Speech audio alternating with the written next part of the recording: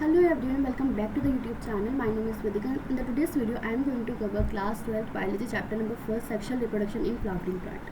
So guys, इस chapter को आज हम अपना कवर करने वाले हैं. तो बेसिकली 5 सब टॉपिक्स होने वाले हैं. ठीक है, टॉपिक्स आपके होने वाले हैं.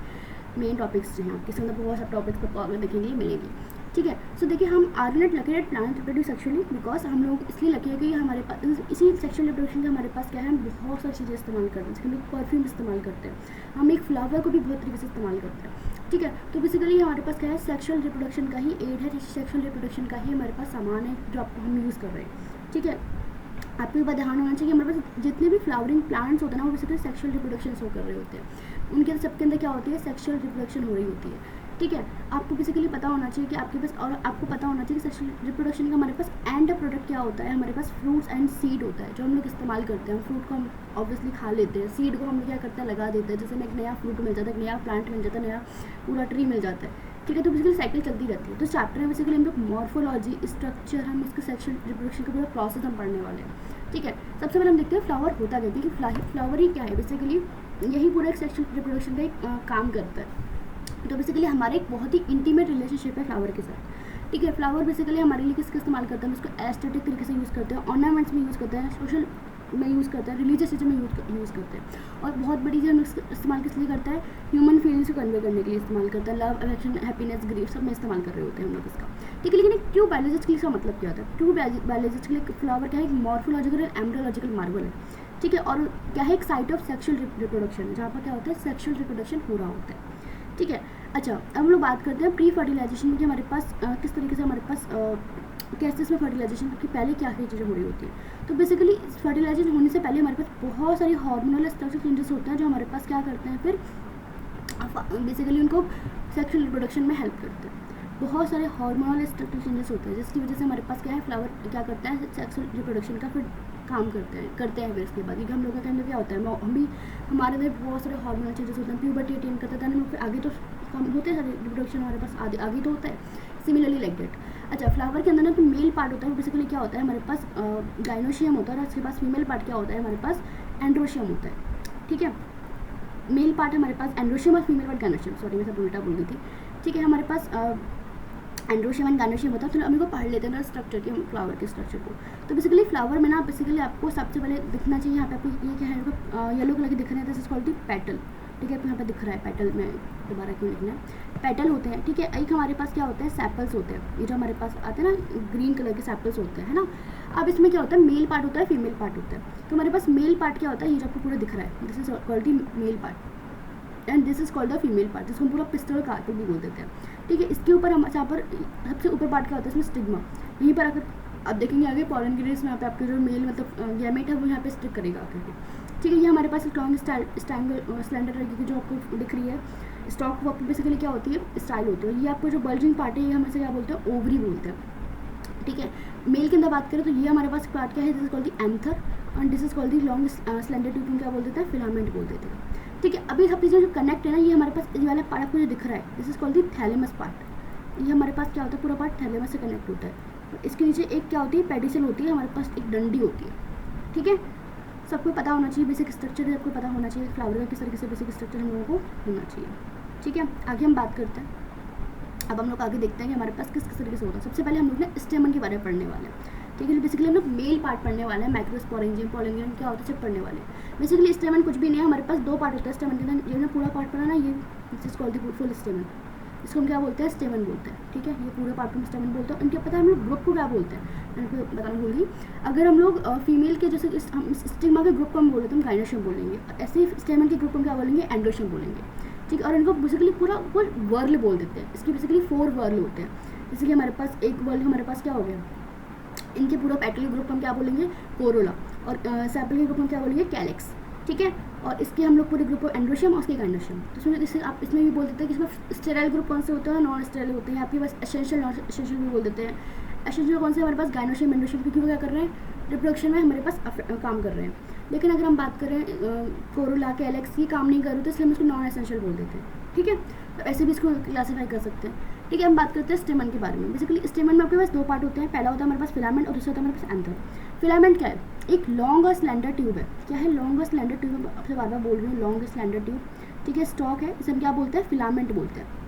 अच्छा, एंथर क्या है, basically terminal generally bilobed structure है। देखिए ये आपको यहाँ पे दिख रहा होगा, यहाँ पे बहुत डायग्राम आपको दे रखा है, ये देखिए ये हमारे पास क्या है, बाइलोब्ड है। जैसे हम एंथर बनाते हैं ना, इस तरीके से तो बनाते हैं, ऐसे करके बनाते हैं, फिर हम इसमें ऐसे इस तरीके से कर देते हैं, फिर क्या देखिए बाइलोब भी दिख रहा है, एक लोब ये रही, एक लोब ये रही, बाइलोब्ड स्ट्रक्चर है। ठीक है, आपको पता होना चाहिए हमारे पास प्रॉक्सिमल एंड होता है ना फिलामेंट का, वो आपको थैलेमस से अटैच होता है। बेसिकली आपको याद रखना है, हमने जब पढ़ा था नीचे, जैसे कि हमारे पास ये हो गया थैलेमस वाला पार्ट, ठीक है, तो थैलेमस वाला पार्ट हो गया, तो हमारे पास क्या है, फिलामेंट होगी, तो फिलामेंट का जो प्रॉक्सिमल एंड है ये हमारे पास क्या होता है, distal end, this is called the proximal and. तो ये प्रॉक्सिमल एंड हमारे पास किससे कनेक्ट है, थैलेमस से कनेक्ट होता है। ठीक है, तो आपको पता होना चाहिए हमारे पास प्रॉक्सिमल एंड किससे कनेक्ट है, हमारे पास थैलेमस से कनेक्ट है, पेटल के साथ या फिर पेटल से कनेक्ट होता है किसी किसी कंडीशन में। ठीक है, अब इसके नंबर और लेंथ हमारे पास स्टेमेन की वेराई करती रहती है flower to flower, different species के अकॉर्डिंग।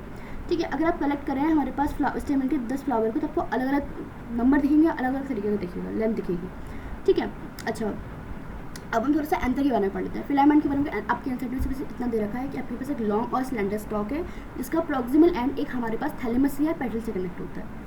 ठीक है, अब हम बात करें एंथर के बारे में कि एंथर क्या होता है। बेसिकली एंथर एक बाइलोब्ड स्ट्रक्चर है और इसमें 2 थीका होता है। बेसिकली ना आपको उसमें याद रखना है कि इसमें ना आपके थीका दिखने वाले हैं। थीका आपको बहुत अजीब अजीब इसमें नाम दिखेंगे, मैं आपको एक्सप्लेन करती हूँ। जैसे हमारे पास क्या है, ऐसे करके स्ट्रक्चर हम इसका बनाते हैं। ठीक है, मैं अगर यहाँ पे थोड़ा सा केयरफुली बन जाए, मेरे से नहीं बनेगा वैसे यहाँ पे ऐसे करके, क्योंकि थोड़ा सा ऐसे करके रुक जाए। मैं आपको यही बताने की कोशिश करती हूँ। देखिए ये रहा, जैसे ये रहा है हमारे पास। ठीक है, ऐसे करके हमारे पास होता है स्ट्रक्चर। तो हमारे पास इधर क्या होता है, थीका होता है ऊपर वाले पार्ट पे। जैसे हम बात करें, अगर हम इसको ऐसे, मैं आपको बताती हूँ सिंपल। ठीक है, ये हमारे पास क्या है, ये हमारे पास बाइलोब्ड स्ट्रक्चर है। मैंने आपको बोला एक लोब ये रहा, एक लोब ये रहा। अब इसके अंदर क्या होता है, थीका होता है। एक के अंदर क्या है, 2 ऐसे थीका है, डाई थीकस, हर एक के पास क्या होंगे, थीका होंगे। ठीक है, अब इन थीका के अंदर भी क्या होगा, माइक्रोस्पोरेंजिया होगा। ठीक है, इसके अंदर क्या हो गया, माइक्रोस्पोरेंजिया। इसके अंदर 4 माइक्रोस्पोरेंजिया होते हैं। ठीक है, थीका के अंदर क्या होता है, 4 माइक्रोस्पोरेंजिया होते हैं, और इसलिए हम इसको क्या बोलते हैं, टेट्रास्पोरेंजिएट बोल देते हैं। ठीक है, जो फर्दर आगे किसी तरह काम करेंगे, पॉलन सेक की तरह काम कर रहे होंगे। ठीक है, मतलब मैंने आपको क्या बोला कि हमारे पास एंथर क्या है, बाइलोब्ड। जब आपको अलग ही दिख रहा है, देखो एक लोब ये रहा, एक लोब ये रहा, आप ऐसे करके बोल सकते हो। अब इसके अंदर भी क्या है, हमारे पास 2 थीका है, एक यहाँ, एक यहाँ, एक यहाँ और एक यहाँ है। ठीक है, ये थीका के अंदर भी क्या है, माइक्रोस्पोरेंजिया है। ठीक है, और माइक्रोस्पोरेंजिया फर्दर आगे जाके पॉलन सेक की तरह काम करेंगे, इसलिए माइक्रोस्पोरेंजिया हमारे पास 4 है, तो उसको टेट्रास्पोरेंजिएट बोल देते हैं। ठीक है, डाइथीकस, बाइलोब्ड एंड टेट्रास्पोरेंजिएट पता होना चाहिए आपको। ठीक है, ट्रांसफर सेक्शन देखेंगे, बाइलोब्ड को देखेगा, ट्रांसफर सेक्शन हमारे पास 4 साइड में टेट्रागोनल हमारे पास देखेंगे, माइक्रोस्पोरेंजिएट देखेंगे, और डाइथीकस होता है। डाइथीकस यानी एक पे 2 है ना, एक तरफ हमारे पास 2 है, इस तरीके से हम ऐसे बोल सकते हैं। ठीक है, सो या अच्छा, अब हम आगे बात करते हैं। अब हम लोग इसका माइक्रोस्पोरेंजियम का स्ट्रक्चर समझ लेते हैं। यहाँ तक आपको समझ में आ गया, तो मैं एक बार वो पूरा रिपीट कर देती हूँ पूरा। ये जो हमारे पास स्टेमन है ना, इसमें 2 पार्ट होता है। पहला होता है हमारे पास फिलामेंट, दूसरा होता है हमारे पास एंथर। फिलामेंट बेसिकली कुछ भी नहीं, आपके पास लॉन्ग और स्लेंडर स्टॉक है, जो बेसिकली हमारे पास प्रॉक्सिमल एंड इसका किससे कनेक्ट होता है, हमारे पास थैलेमस से कनेक्ट होता है, फिर पेटल से कनेक्ट होता है। ठीक है, अब हमारे पास आ जाता है एंथर के बारे में। एंथर क्या है, एक बाइलोब्ड स्ट्रक्चर है और डाइथीकस है। इसके दोनों थीके हर एक लोब में होते हैं। ठीक है, बाइलोब में नहीं, 2 थीका होते हैं। अब इसमें हमारे पास 4 स्पोरेंजियम होते हैं, इसलिए हम इसे क्या बोलते हैं, टेट्रास्पोरेंजिएट भी बोल देते हैं। और ये स्पोरेंजियम फर्दर आगे जाकर के पॉलन सैक की तरह काम करने वाले हैं, क्योंकि इसके अंदर क्या होंगे, हमारे पास पॉलन ग्रेन पैक्ड होते हैं। ठीक है, अब हम इस माइक्रोस्पोरेंजियम का पढ़ लेते हैं, इसका स्ट्रक्चर। जब इसको ट्रांसलेशन पढ़ेंगे, आपको पता चलेगा कि बेसिकली सर्कुलर होते हैं आउटलाइन के अंदर। ठीक है, सर्कुलर होते हैं थोड़े से ये। ठीक है, ये जनरली 4 लेयर से सराउंडेड होते हैं। ठीक है, इसमें 4 लेयर होती है, epidermis, endothecium, middle layer and tapetum. ठीक है, जिसमें आपको टैपिडम बहुत अच्छे से याद रखना, क्योंकि इसके जनरली क्वेश्चन आ जाता है। ठीक है, कौन कौन सी, epidermis, endothecium, middle and tapetum. ठीक है, ये देखिए यहाँ पे आपको मैं स्ट्रक्चर पूरा एक्सप्लेन करती हूँ कि इसमें किस तरीके से दे रखा है। एक सेकेंड, इधर साइड देखते हैं, डायग्राम थोड़ा क्लियर नहीं है इसमें। जैसे हमने बात करा, तो हमारे पास क्या है, पूरा ये ऐसे स्ट्रक्चर है। तो इसमें अगर हम बात करेंगे, तो ये हमारे पास क्या है, इसमें 4 लेयर होती हैं। ठीक है, माइक्रोस्पोरेंजियम में अगर मैं इसको ऐसे बना देती हूँ, एक काम करते हैं, थोड़ा सर्कल बनाते हैं, एक सेकंड गाइस, यहाँ बनाते हैं। ठीक है, ये क्या है, ऐसे है। तो इसमें हमारे पास क्या है, बाहर वाली ऐसे हमारे पास 4 लेयर है। ठीक है, और हमारे पास इधर क्या है, हमारे पास इधर ये this is microsporangium, this is called the epidermis. ठीक है, एपिडर्मिस, एंडोथेशियम,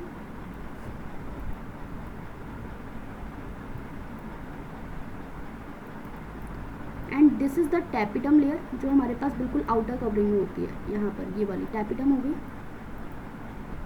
और ये हमारे पास पूरी कितनी होगी, ये वाली मैंने बताया आपको, ये वाला part, this is called the middle layer. इसके बीच में एक लेयर होती है मिडिल लेयर, ठीक है। ये हमारे पास ऐसे करके 4 लेयर होती है।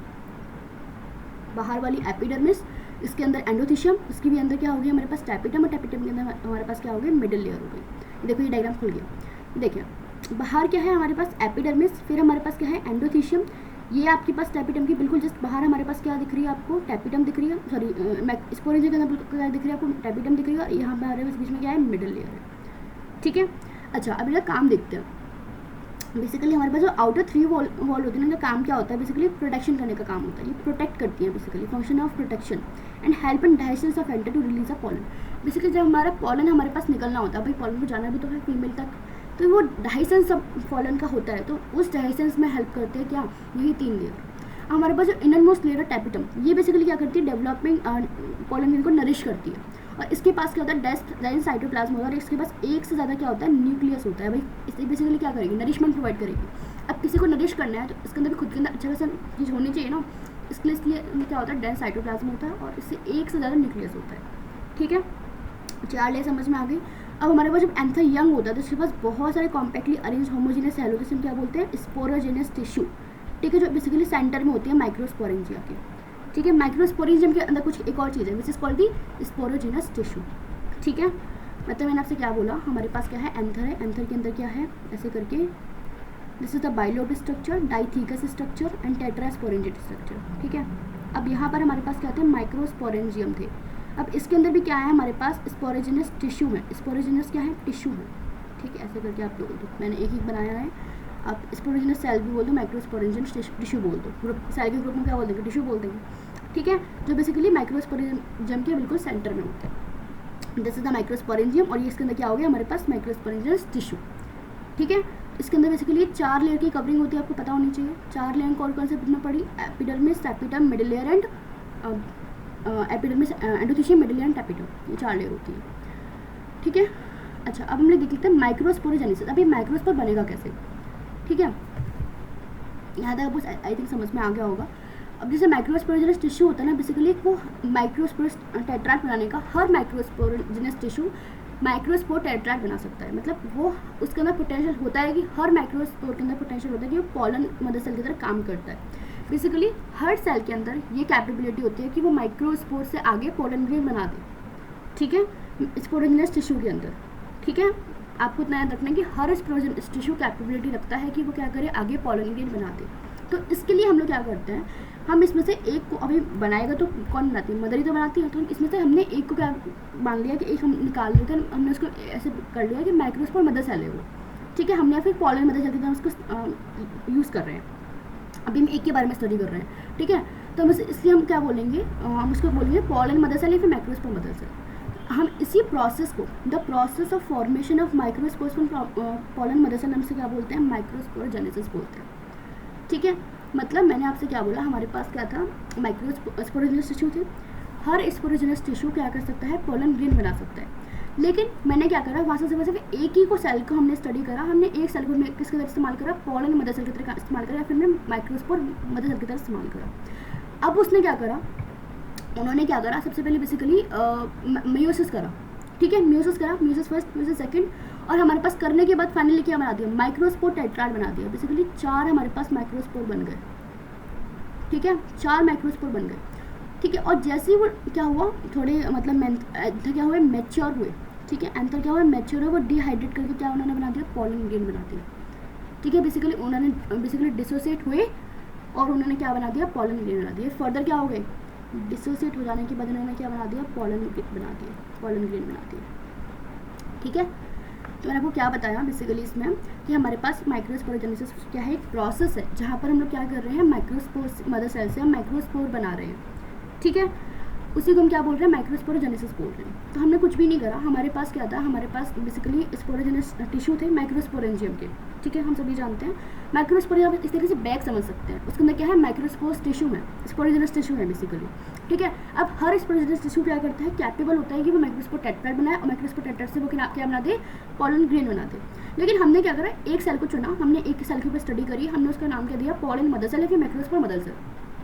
हमने क्या करा, हमने उसकी मायोसिस करवाई, मायोसिस करी, उसने फर्स्ट करी, सेकंड करी, और फाइनली उसने क्या बना दिया, माइक्रोस्पोर टेट्राइड बना दिया, ठीक है। और फिर वो जैसे एंथर मैच्योर हुआ, उसने क्या कर दिया, मैच्योर कर गया, डिहाइड्रेट कर गया, और वो डिसोसिएट होकर के उसने हर एक मतलब अलग अलग हो गया, पॉलन ग्रेन बना दिया और डेवलप हो गया किसमें, पॉलन ग्रेन में। तो माइक्रोस्पोरेंजियम के अंदर थाउजेंड ऑफ माइक्रोस्पोर या पॉलन ग्रेन्स क्या होते हैं, फॉर्म करते हैं और डिहाइसिस की वजह से क्या बना देते हैं, पॉलन ग्रेन बना देते हैं, ठीक है। हमारे पास क्या बन गया, फाइनली पॉलन ग्रेन हमारे पास रेडी हो गया, ठीक है। Hope this is clear to everyone. So ये भी हमारे पास आपको याद होना चाहिए प्रोसेस आपका जो पूरा, ठीक है।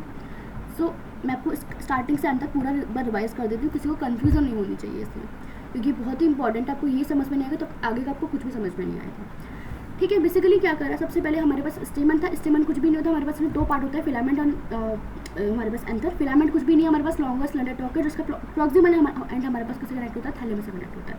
वहीं पर एंथर क्या है, bilobe डाइथिकस and tetra microsporangium structure है।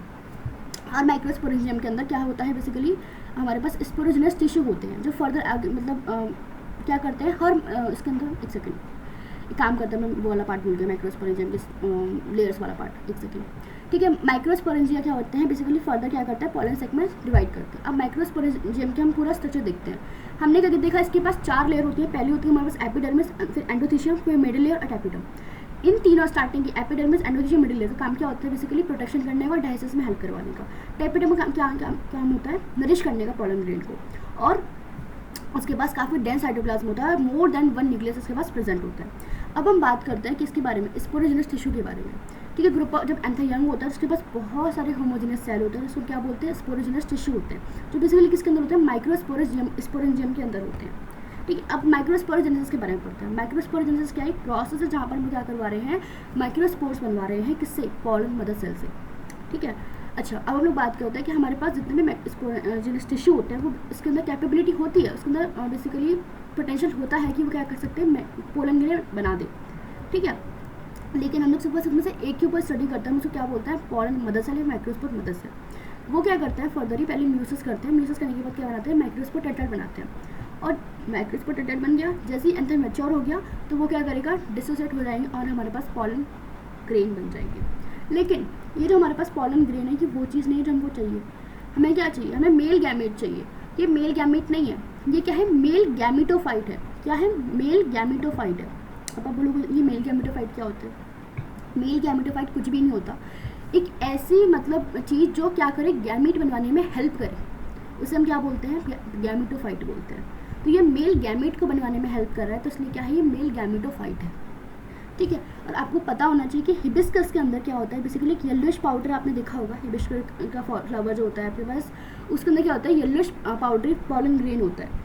जब आप उसके फिंगर्स पे लेते हैं तो वो बेसिकली थोड़ा सा येलोइश कलर का होता है, तो वही क्या होता है, उसके अंदर पॉलन ग्रेन होता है, ठीक है। अब हम इसके बारे में बात करते हैं। Pollen grain generally spherical shape के होते हैं, ठीक है। इसके अंदर बेसिकली 2 लेयर होती हैं, हमारे पास क्या होते हैं, 2 लेयर इसके अंदर होती हैं, आपको पता होना चाहिए, एक सेकेंड, हाँ, ठीक है। इसके पास हार्ड आउटर लेयर होती है, एक हेक्साइन, ठीक है, और एक हमारे पास क्या होती है, एक इंटाइन लेयर होती है। अब एक्साइन के बारे में पढ़ते हैं, तो एक्साइन बेसिकली क्या होती है, ये बनी होती है बहुत ही मोस्ट रेजिस्टेंस ऑर्गेनिक मटेरियल स्पोरोपोलिनेन की, मतलब एक ये इस चीज़ से बनी होती है, किससे, स्पोरोपोलिनेन से बनी होती है, जो बहुत ही ज़्यादा रेजिस्टेंट ऑर्गेनिक मटेरियल है इन द वर्ल्ड।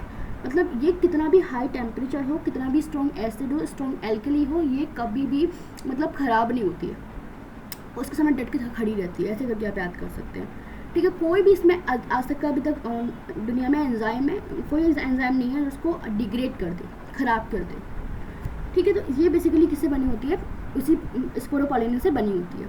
लेकिन अब आप बोलोगे यदि स्पोरोपोलिनेन से बनी होती है तो फिर निकलेंगे कहाँ से पॉलन ग्रेन, है ना, क्योंकि निकलना भी तो है पॉलन ग्रेन को, आगे जाना है फीमेल तक, निकलते कैसे, तो वो निकलते हैं बेसिकली उसके पास एक जगह होती है, जिसे हम क्या बोलते हैं, जर्मपोर। ये बेसिकली क्या होती है, थोड़ी थोड़ी जहाँ पर एक ऐसी जगह होती है जहाँ पर स्पोरोपोलिनेन क्या होती है, एब्सेंट होती है, और वहीं से हमारे पास क्या होता है कि पॉलन ग्रेन आगे निकलते हैं और आगे काम होता है, ठीक है। वही एक जगह होती है। अब इनर वॉल क्या होती है? इनर वॉल कुछ भी नहीं, हमारे पास इंटाइन लेयर होती है, जैसे हम इंटाइन बोलते हैं, और एक थिन और कंटिन्यूस लेयर होती है, जैसे बल्कि किससे बनी होती है? सेलुलर से पैक्टिन से बनी होती है, ठीक है। अब साइटोप्लाज्म पॉलन ग्रेन के अंदर क्या होता है? प्लाज्मा मेम्ब्रेन से राउंडेड होता है, ठीक है। अच्छा, अब देखिए, अब इसके अंदर क्या होता है? पॉलन ग्रेन के अंदर हमारे पास दो सेल होते हैं, एक होता है वेजिटेटिव सेल, एक होता है जनरेटिव सेल, ठीक है। पहले आपको समझ में आ गया आई थिंक से आपको कि क्या होता है, कैसे कवरिंग है। दो लेयर से कवर है, एक्साइन इंटाइन। एक्साइन हमारे पास स्पोरोपोलिन से बनी होती है, जो बहुत रेजिस्टेंस ऑर्गेनिक मटेरियल है, जितना भी high temperature, high alkali, high acidic आ जाए, ये कभी भी डिग्रेड्स नहीं होती है, ठीक है। वहीं पर अगर हम बात करें, इसमें जगह कुछ जगह स्पोरोपोलिन एक्सेंस होती है, इसमें क्या बोलते हैं? जर्म पोर बोल देते हैं। इंटाइन क्या है? इंटाइन हमारे पास क्या है? एक इनर वॉल लेयर है, जो एक कंटिन्यूस लेयर है, ये बेसिकली सेलुलर से पैक्टिन की बनी होती है, आपको इतना याद होना चाहिए, ठीक है। अच्छा, हम बात करते हैं दो सेल के बारे में, एक होती है वेजिटेटिव सेल, एक होती है जनरेटिव सेल। वेजिटेटिव सेल क्या होती है? बड़ी होती है और अबंडेंट फूड हमारे पास होता है। बेसिकली एक बड़ी सेल होती है जिसके अंदर क्या होता है? बहुत सारा फूड रिजर्व करके रखा होता है, जो क्या काम करता है? जनरेटिव सेल को बेसिकली न्यूट्रिशन प्रोवाइड करने में हेल्प करता है, फूड प्रोवाइड करने में हेल्प करता है। जनरेटिव सेल क्या है? बेसिकली स्मॉलर फ्लोट करती है साइटोप्लाज्म के अंदर बेसिकली। तो ये आपको जो ये सेल है ना, जनरेटिव सेल, यही आपका मेल गैमीट है, यही आपका मेल गैमीट है, ठीक है। तो ये इसी को जनरेटिव सेल को न्यूट्रीफाई करने के लिए, इनको एनर्जी देने के लिए वेजिटेटिव सेल क्या करती है? उसके पास बहुत ज़्यादा अमाउंट ऑफ फूड रिजर्व होता है, तो उसको नरिशमेंट प्रोवाइड करती है, ठीक है। अब आपको यहाँ पे एक चीज़ दे रखा है कि हमारे पास 60% जो एंजियोस्पर्म में पॉलन ग्रेन हमारे पास 2 शेड स्टेज में शेड हो जाते हैं, और बाकी के में कितने होते हैं? बिफोर पॉलन 3 शेड हो जाते हैं, 3 शेड स्टेज हो जाती है। इसका मतलब क्या है? बेसिकली क्या होता है ना, ये हमारे पास, ये देखिए, ये डायग्राम है, ये बेसिकली क्या करते हैं? ये हमारे पास वैक्यूल था, न्यूक्लियस था, ठीक है।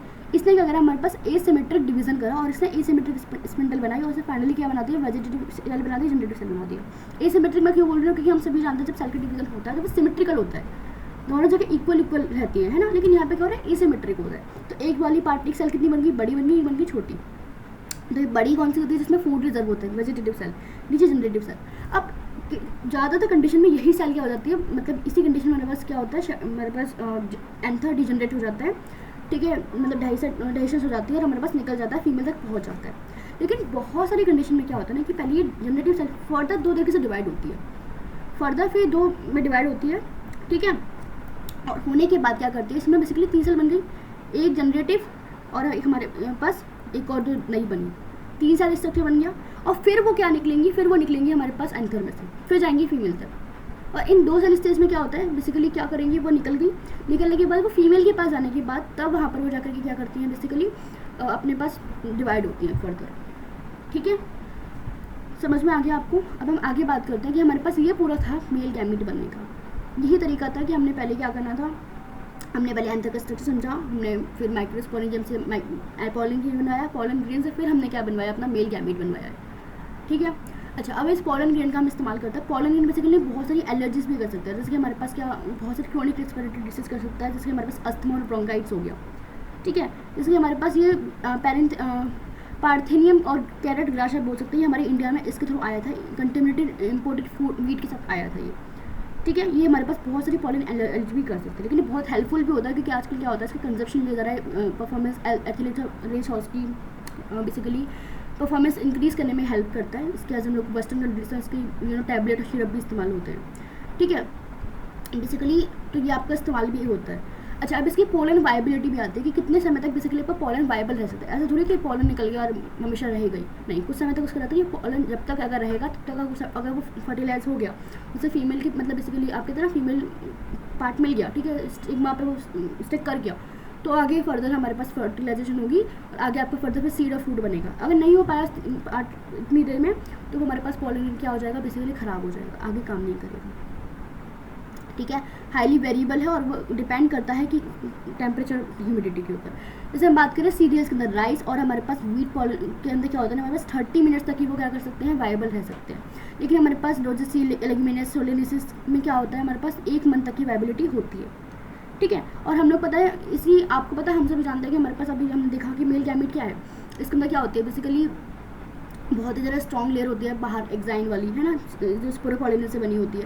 तो इसी की वजह से हम लोग क्या कर सकते हैं, इसको बहुत ही ज़्यादा हम इसको स्टोर भी कर सकते हैं। लार्ज नंबर ऑफ स्पीसीज को हम स्टोर करते हैं, लेकिन हम इसको बहुत ही कम -196 डिग्री सेल्सियस हम इसको टेम्परेचर देते हैं, हम लिक्विड नाइट्रोजन में इसको स्टोर करते हैं। और जहाँ पे स्टोर करते हैं हम क्या बोलते हैं, पॉलिन बैंक बोलते हैं। ठीक है, तो अब हमारे पास यहाँ पर ये मेल पार्ट खत्म हो गया। ठीक है, अब हम अपने नेक्स्ट वीडियो में फीमेल पार्ट कवर करेंगे। I hope you will like this video. Thank you so much. We will meet in the next video. Bye bye.